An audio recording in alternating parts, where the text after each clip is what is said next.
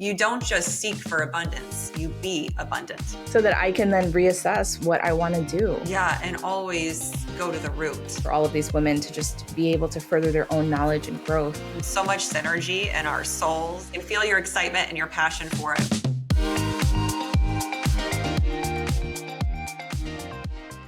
Welcome back to I Can Fit That In, the podcast where ambition meets alignment.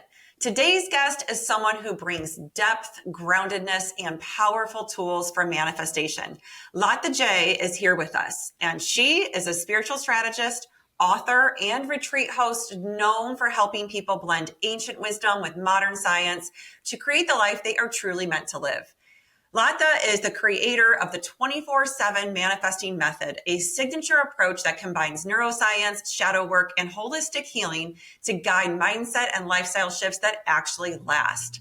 Her journey is a powerful one. After spending over 7 years pursuing a career in medicine, Latha made the bold decision to pivot and follow what felt true.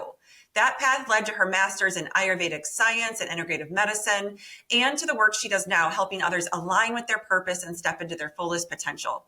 She is also the author of the global bestselling Shadow Work Journal for Self-Love, which has been translated into 6 languages and supported thousands of people in healing, reflection, and self-compassion.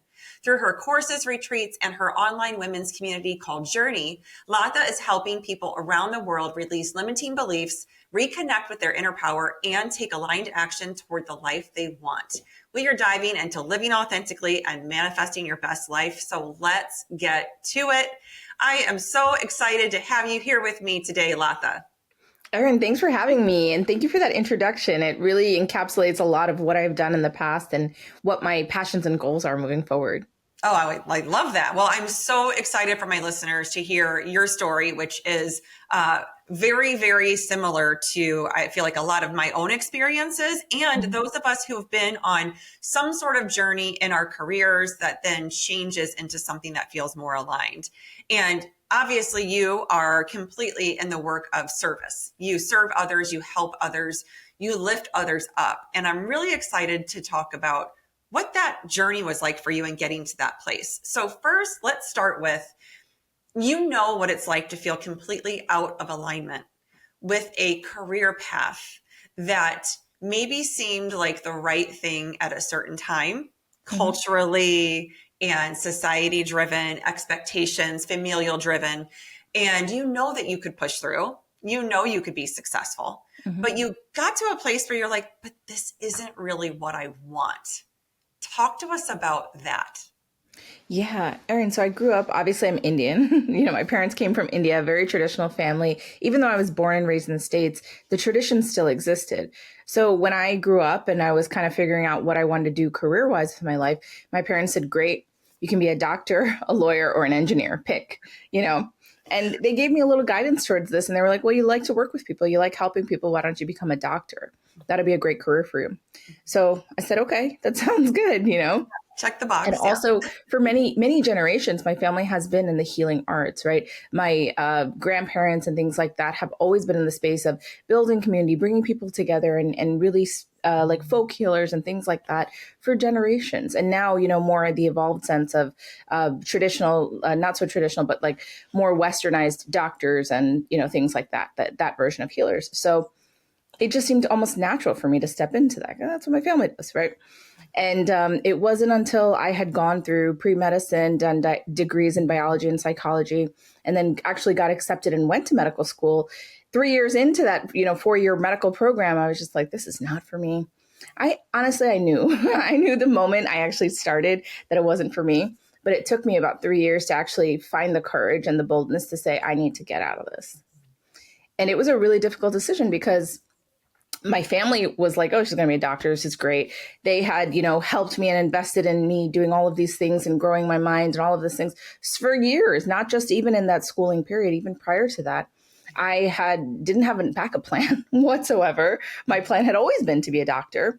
And I just didn't know what to do until I realized that's not how life is, and that's not how life has to be. Right. And my life now is completely different from that. I mean, I have 3 beautiful children. I am married. We have a house and all of these businesses and things like that. But the thing is, like, even though I do a lot of stuff, right? My day is full and it is richly scheduled and I feel so blessed with it. I don't wake up exhausted, Yeah. right? I'm able to rest peacefully. I'm able to know that I'm in alignment with my life path. We call it dharma or dharma. Sometimes it's referred to as. And that feels like it's pulling me forward. And it's never a sense of like, I gotta do this. It's every morning I wake up and say, I get to be here. Like there's an excitement to me that I've never experienced prior. I love all of that so much. It resonates so deeply. It's funny because I started college as an aerospace engineer. And what I didn't realize is that the engineering school at the school I went to, which was St. Louis University, engineering campus was on a totally different side of the overall campus where it was only engineering students. So I wasn't meeting anyone else. And there was no Greek life really. So I didn't really have an opportunity to get to know others. And I thought, geez, I've gotten myself to college and I'm basically paying my way through school. I want to have a real experience and actually enjoy this. So I'm going to go over to the business school and change my major. And thank God I did, because I could not imagine having been in an engineering career. So I feel that big time. Now, that said, business led to other things and other opportunities. So sometimes we don't know the path and we don't need to. You hit the nail on the head. What would you say to people who maybe have this sense of being misaligned? Maybe they have this sense of there's something else for me, but I don't know what it is. What is a step they can take, or what is a mindset shift that they can make to start to move a little closer to perhaps what that purpose is for them, or where they can find more meaning in their work? Yeah.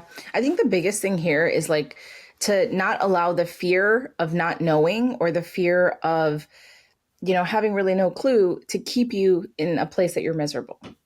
You got to acknowledge how you feel about things, about a situation, whether it's a relationship, a job, a town that you live in, whatever it is. If you can understand that I am miserable in this situation and you've tried your hardest, you've done all the different things that you can to try to make it work, then maybe the thought is, what's next? The fear of what's beyond that discomfort or what's beyond that next step is going to be there all the time, but you cannot allow it to take control of your life, because then the future of what the possibility is then controlling your present moment. Oh, that's so powerful. And it is so true. It's like, you don't know what the future holds. So No. stop trying to figure it out, right? And let it unfold. Yes, you can make plans and you can have goals to move you forward towards, things that you want, or, you want to create in your life, but you don't have to try to control every single thing. And I'm sure you do this a lot in your teachings. People have to understand that life isn't linear. We're taught that it is, but it actually isn't. And that's okay. Yes, you're going to progress, you're going to mature, you're going to age. Like that happens, that's a real thing. But the way that your career unfolds and the way that your life unfolds doesn't need to be constantly controlled, right? Thought about, Yeah. manifested, and we're going to talk about that, but not controlled. And I think that's the sense of control that people are so hung up on all the time. They just need to know every single little thing. I need clarity so I can take action. It's like, no, just take some action. You'll gain the clarity, right? Right. So I was reading up on you and I was so intrigued with something you did. I think it was after your interest in the medical field. So you did something, is it called Woofer? The program? Yeah. The Okay. World Organization of Organic Farmers. Yep. I mean, as someone who is very into food and agriculture and all those things, I'm so interested to hear about that experience. Can you tell us about that? Yeah. I mean, yeah, I literally found it out of desperation, to be completely honest, because I knew that I was leaving medical school and I didn't have anywhere else to go. And I found this program, and this was, decades ago at this point, but it's still around today.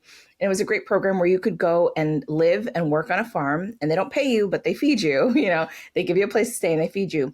And in that time, I was like, you know what? That's all I need. I need to get out of the situation that I'm in and be in a situation where I'm fine, I'm safe, I'm fed, and I have a place to be, and just decompress a little bit. And that time was so pivotal in me being able to shift and do anything else. Right. And I point that out because, and I'm glad you brought that out because it's so important. I think sometimes we jump from one thing to another, to another, to another, and we don't give ourselves that time to just decompress. and then understand and process what we have been through. So then we can kind of de really like just take it apart, you know, Mm-hmm. dismantle it really, to Mm-hmm. then know what we want to go for in the future or have a better idea of it. Yeah. Having that time on that farm in Arizona was so pivotal to my life. I mean, even years later, I am still in contact with some of the farmers that I was with, and have even messaged them and sent them, cards saying like that time literally changed and probably saved my life because it was exactly what I needed in that moment. That is awesome. What a cool experience. Mhm. I love that. I bet that was just like such a rich part of your life. So And cool. it influenced me in so many other ways. Like now, we actually had a farm 2 years ago. We were living on a farm, and a main part of us actually purchasing that farm was because of that woofer knowledge that I learned. Prior to that, I didn't know where food came from. I didn't know what a kohlrabi was, to be completely honest. I didn't know anything about sprouting or anything like that.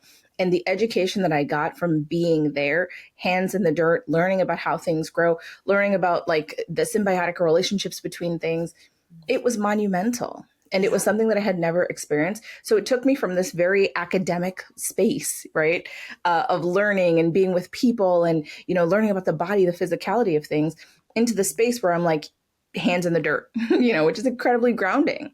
Oh, I bet. That is so cool.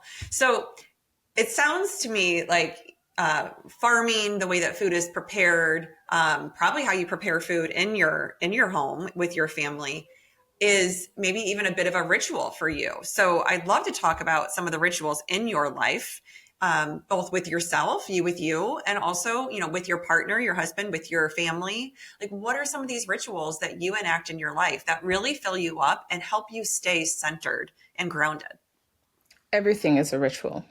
Everything is a ritual. And I think anything you actually do with intention is a ritual. It could be something as simple as, speaking to your water and just saying, giving thanks to it.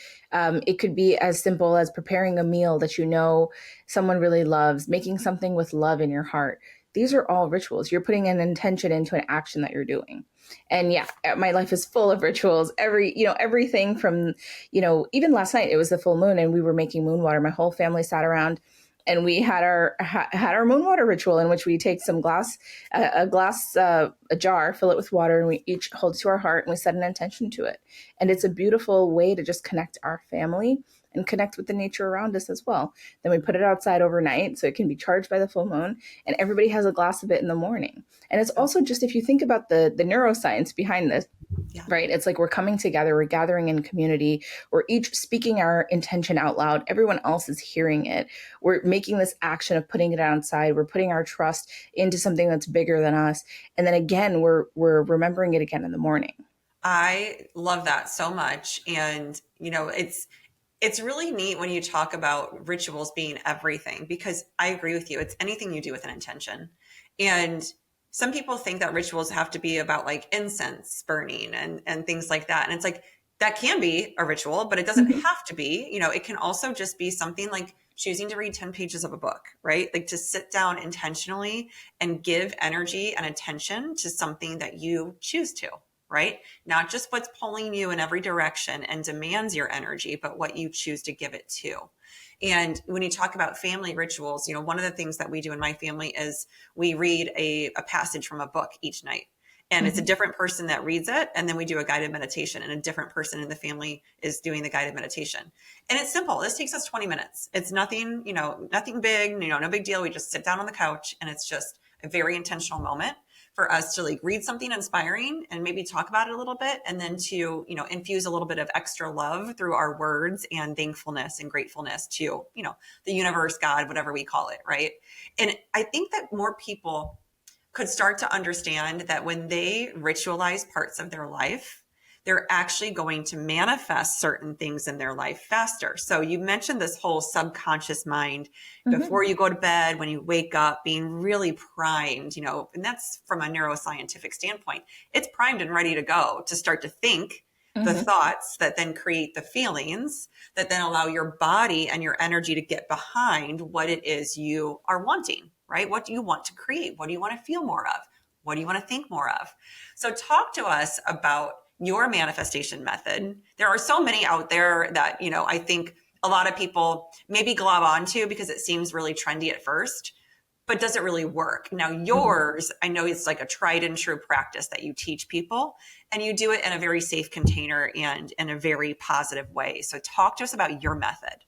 Yeah, so it's called the 24/7 manifestation method. I created it a long time ago, and I've been working with it mainly with my private clients for many, many years. And I saw such great results with it. I decided to kind of make it a lot more accessible and a lot more public. The main basis of it, I'll just say the foundational work of it, and it's much bigger than this, but it starts with just you committing to writing down your affirmation 24 times in the morning, 24 times in the evening for 7 days, right? And it's almost so simple that you're like, what? Can this really work? But it's literally like when you're waking up in the morning, you're sitting down and you're writing down your affirmation 24 times, right? And it's tapping into the state that I mentioned, the hypnagogic state, in which your subconscious is very impressionable. So as you're writing, it's a physical act. And I was sharing about, being a woofer and hands in the dirt. It's a physical act of what we're doing, what we're actually like grounding ourselves towards. So we're thinking about our intentions, we're thinking about our affirmation, and we're writing it down into our journal, right? 24 times. We go about our day. And then again at night, before we go to bed, and our subconscious right there is in that state between rest and wakefulness. It's laying the foundation for it to then happen in your life. Right. It maybe shifts something, but those shifts really happen in our mind first. Mm. When we shift our thoughts, then we can shift our beliefs. When our beliefs are shifted, it affects the way that we act in the world. We shift our actions. And the way that we show up in the world and the world reacts to us is completely different. And Yes. that's what the 24/7 manifestation method is. I think it's so cool. And I'm excited for my listeners to give that a shot, right? Because, like, first of all, why not? Like, if you can manifest faster, like, do it, just like embrace the practice, the ritual of really focusing and being intentional about doing that. When I consider manifestation, I have an astrologer that I've seen for years, every 6 months. And he said to me once, and it really struck a chord with me. He said, if you want more abundance in your life, you don't just seek for abundance, you be abundant. And Mm-hmm. it just really hit home because it was like, geez, I have to believe that I am already abundant Yes, in order to create more abundance in my life. If I absolutely. believe that I'm lacking, I am not going to attract things or situations or opportunities to feel abundant about. Yep. I I think always that, say you have to be it yeah, to then see it in your yeah, life. You got to be yes, it to see it. Mm-hmm. 100%. I love that. So you do a lot of shadow work with your clients. And Mm-hmm. I believe you have a program called Journey that you've manifested and that you're running with women in particular right now, right? So talk to us a little bit about what is some of that shadow work that you do and helping people embrace their dark side rather than resist it and, try to shun it and act like it's not there. Yeah, and let me also say it's not necessarily embracing it, but it's observing it. It's acknowledging it, knowing that it's there, instead of pushing it down, trying to suppress it, trying to push it away from us, because all of that is resistance energy. We're so busy trying to suppress the things that we feel ashamed of or guilty for or embarrassed of. We're putting so much energy towards that. It's resisting, right? Rather than Yes. us just being able to step away from it, understand that it's there, it no longer has power over us. We have power in those moments, right? So shadow work is incredibly important in the space of manifesting. As you are just in observation of your shadows, in understanding of what they are, you can make different choices in your life. Shadow work doesn't mean that your shadows are completely gone. You got a clean slate. I wish, but shadow work really is the space to start, because as you are understanding your limiting beliefs, where they might have come from, how they're affecting you, how they're influencing your current life, when they pop up again, you can make a different choice. When you're going for that job promotion and that little voice in your head goes, you'll never get that, you suck, or you're not that good at your job, they're not going to promote you, or whatever kind of, that little shadow coming up and talk, you say, thanks so much, shadow, and I'm going to apply too, and we'll see what happens. Yeah. While in the past, that shadow might have pulled you and said like, oh yeah, I guess I believe it, I'm not going to do it. You're allowing the shadow to have control. But once you do that shadow work, once you're understanding and processing those limiting beliefs, you're in control of your life. You can be the pilot of your plane. You can decide where things are going to go. Yes. Yes, absolutely. I love that. Now, what would you say to someone who maybe hasn't really been on the spiritual path? Maybe they have faith, but they haven't really had spiritual practice in their life. And they love the sound of manifestation. They love the sound of shadow work, but they just don't know where to start. What would you say is a good place for them to start? Yeah, so everybody is spiritual, whether you acknowledge it or not, right? It is one of the core bases of who we are as human beings. We have our mind, we have our body, and we have our spirit. And all of those three things work together to make up who you are. And a lot of times I see people that are very much focused on the physical. I need to get physically healthy. Then there's the mental. I need to see a therapist. I need to get mentally healthy. Okay, that's amazing and that's great. And it's so important. And don't forget your spiritual side of things, right? It all has to really work together. This was really impactful in my life when I learned about Ayurveda. I was always raised in a traditional Ayurvedic kind of family. My family came from India. I was raised by my grandmother who did all of these practices that were Ayurvedic rooted. And I didn't really understand them growing up, to be completely honest. I just thought, oh my gosh, this lady is so weird. She does all of these things. She eats all of these herbs and wants to do all this stuff. But really, after I had gone to get my master's in Ayurvedic science and integrative medicine, I learned just how important that is and how truly Ayurveda is the science of life. And one of the big concepts in Ayurveda is the mind, body, and spirit connection and how it's like all connected. You can't have one without the other. And we were even taught that when we're assessing a client and they're having a physical ailment, we have to tap into the other two spaces, right? It's like different branches on a tree.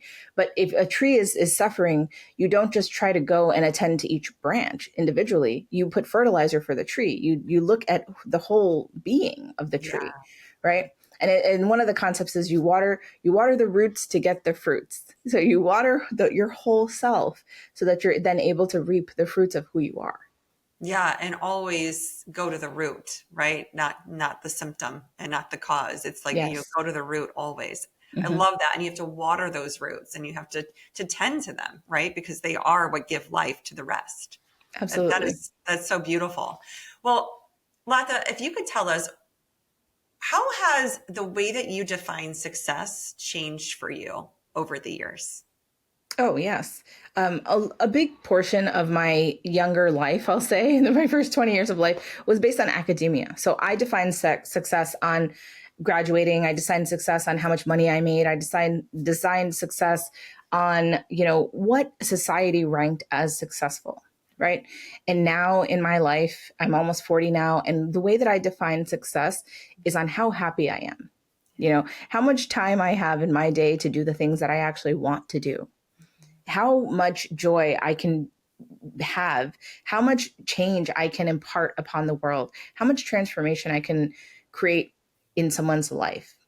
That means success to me Yeah. rather than a dollar amount or a degree or anything like that. And let me also say that I have the degrees, the dollar amounts are there. Like, it's not that we can't have one without the other, but it's like my focus has shifted Yeah. extremely to the places that actually bring me bliss and joy versus the places where I felt like I had to be in the state of hustle and going, Yes. right? It's almost like I've surrendered to flow, and that flow has brought me abundance beyond my wildest dreams in all areas of my life. Yes. Oh, that's beautiful. And what would you say, what drains your energy these days?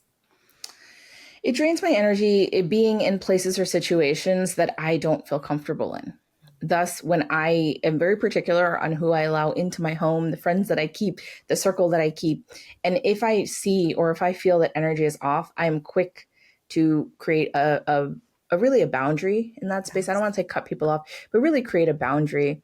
Yeah. Even if it was like, we were friends for 2, 3 years or whatever the case is, but things have shifted now. I create a boundary and I protect my energy. And I think protecting your energy is very important.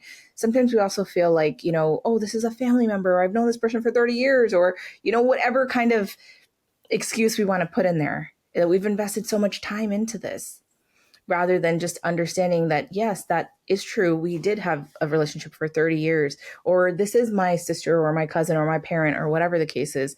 And in this moment, it's not healthy. It's not serving me. And I need to do what I need to do. I need to take a step back. I need to have that little, time, that little woofer program for myself to step away from so that I can then reassess what I want to do in my life. Yeah. Right. So I That is would the encourage correct. everyone, if you're in a situation in which you feel drained after you talk to someone, after you go somewhere, after you do something, really take a look at what that is and see, how can I feel better in this situation? Is there a way that I can shield my energy? Is there a boundary that needs to be in place? Is there, maybe I just don't need to do that anymore? Right? Yeah.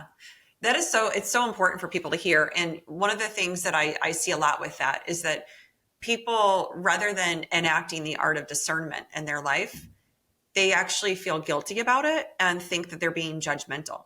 So then they don't do it. And then they just keep giving of themselves and letting all of this energy, drain them and drown them, honestly. And then they don't feel good and they're exhausted and they're Mm-hmm. irritable and all the things, right? And then of course, a lot of that gets projected outwards and then there's more to feel guilty about. So I think the tool that you just gave to my listeners is really important. Set the boundary and really look at what is draining you and why, and then how you need to maintain your health and your sanity through that, right? Yeah. So tell us real quick about your journey program, Oh, because I'm sure there are absolutely. people that are listening that would love to know more. Yeah, so the Journey program, I started a few years ago, and basically it's for women that are located anywhere in the world, any socioeconomic level, any kind of life situation. What I had realized actually through my TikTok videos and through creating content online was that there was a lot of women out there that wanted to learn more about spirituality, were going through their ups and downs of life, and didn't have a community to actually communicate with. They didn't have that sisterhood, they didn't have the village. So I created it. And it's a really cool program in which you get access to everybody that's in the program. You get to, and you choose how much you want to communicate with people and not. Also, we have classes on such cool topics. I mean, one of the last classes I actually taught was on boundaries, right? We do classes on making moon water and more spiritual topics. I have people that are coming in talking about plant medicine, kambo, and ayahuasca and things like that. And it's like, the information is there for you and it's presented in a way that it's like, cool, I can listen to it and I can take what I want from it and not.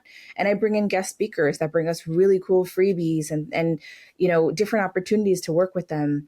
Also, every single week you get sent 5 to 10 shadow work questions every single week. And they're like customized to whatever's going on in the group. I always ask the group, hey, what are we working on? What kind of shadow work questions should I really write for you guys now? And it's like, oh, I need shadow work questions on my money wounds. I need shadow work questions on how I can really like come to peace with the ending of this relationship. I need shadow work questions on this. And I'm like, okay, cool. So I'll create in a way that everybody can benefit from them. It's really a vibrant community in which you're part of as we're learning and growing together. It's one of my favorite things that I've ever created. It's my passion project that has really like blossomed into this incredible space. And I feel like so blessed to be, the one that holds space for all of these women to just be able to further their own knowledge and growth. And one of the, we were talking about success. This is how I define success. The Journey program is how I define success because I get so much joy and I can see how impactful that is upon the world. It's like my life purpose for sure. Oh, I can feel that from you. I can feel your excitement and your passion for it, which is why we do these things, right? You create this opportunity for people to manifest, to transform, to heal, because you know what is possible for them, even if they don't know yet, right? So giving of yourself in that way is truly powerful. And it's people like you that are helping everyone on their spiritual path, helping people identify with their purpose and live healthier lives in the long run, right? So tell my listeners where they can find you. That it will be also located on the podcast page, but let's let them know. Yeah, you can find me on TikTok and Instagram. Those are the main two channels that I use. I'm also on YouTube and Facebook, of course. And you can find more information about me at my website. It's lathajay.com. That's LATHAJAY.com. And I'd love to hear from you. So if you have questions, you can always DM me on Instagram and I'll get back to you. I love talking to people. So I'm always on my phone chatting with someone about something. This was so great, Latha. I feel like you and I have so much synergy in our souls and in our work and in our belief systems. So thank you so much for coming on today and for sharing all of the gold nuggets of wisdom that you did with my listeners. Erin, thank you for having me. This has been great. And, I love how easily the conversation just flowed between us. And it's really been great connecting with you. I appreciate it. Thank you. You're so welcome.